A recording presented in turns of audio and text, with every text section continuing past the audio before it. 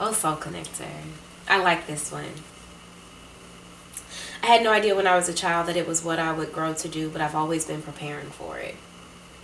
It's always been a part of who I am, a part of what it is that I do.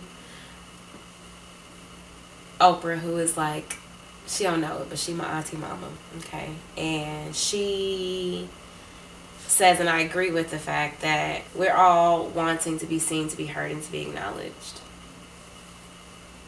And I think the power in what it is that I do is that I help you be seen, acknowledged, and heard by yourself.